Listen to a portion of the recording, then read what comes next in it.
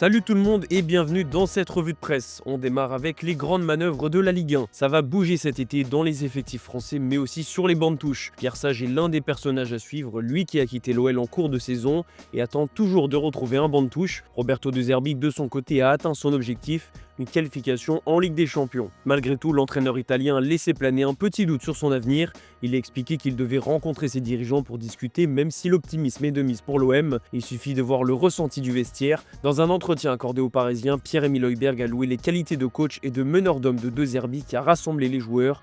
D'autres chantiers sont attendus cet été à l'OM, notamment conserver les joueurs cadres du vestiaire comme Adrien Rabiot, et l'ancien joueur de la Juventus sera forcément d'accord avec son coéquipier du milieu au sujet de Roberto De Zerbi. L'international français a été élu olympien de la saison par les supporters de l'OM, donc forcément le club veut le conserver. Rabiot a toujours expliqué qu'il voulait jouer la Ligue des Champions avec Marseille, même s'il a été un peu plus évasif dimanche soir sur Canal+. Personnellement, je n'ai pas envie de m'avancer sur ce qui va se passer la saison prochaine. On va prendre un moment pour se poser avec le président Longoria et Mehdi Benassia. Francaise fait aussi partie des coachs qui vont faire parler. L'entraîneur de l'OGC Nice sait qu'une grosse intersaison l'attend avec en vue le barrage pour la Ligue des Champions. L'intersaison en revanche sera beaucoup plus compliquée pour l'AS Saint-Etienne qui est descendu en Ligue 2. La faute à des investissements parfois mal sentis et un effectif trop léger pour l'élite. On file en Espagne où Kylian Mbappé est en mission soulier d'or. Encore buteur hier sur la pelouse de Séville, l'attaquant du Real Madrid a quasiment bouclé la course au Pichichi puisqu'il a 3 longueurs d'avance sur Robert Lewandowski. L'autre mission pour Mbappé, c'est le soulier d'or.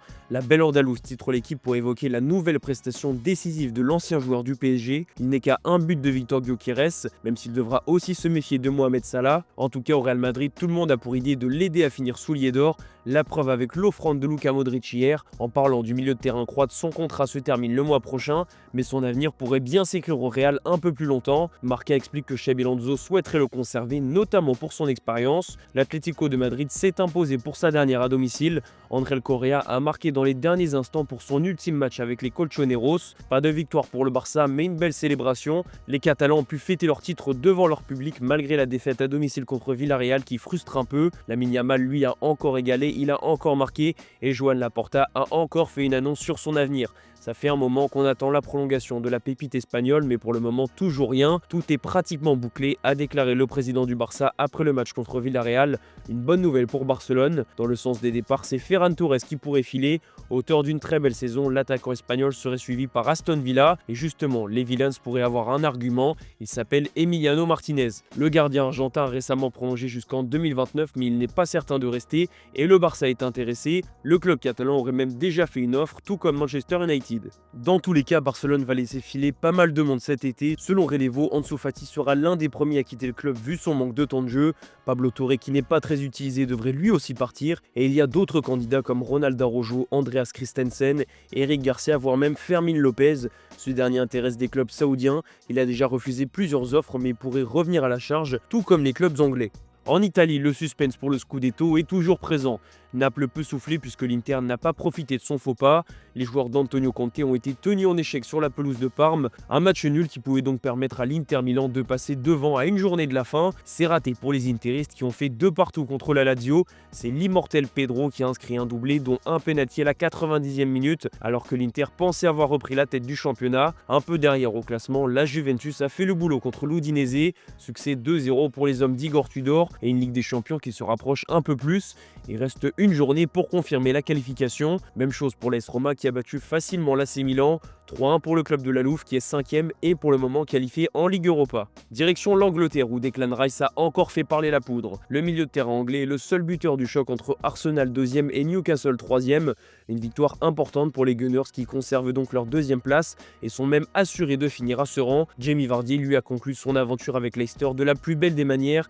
Un 200e but avec les Foxes pour son dernier match avec son club. Une belle fin dans une saison qui est tout de même marquée par une relégation en Championship. Kevin De Bruyne lui n'a pas encore fait ses adieux mais ça ne va pas tarder.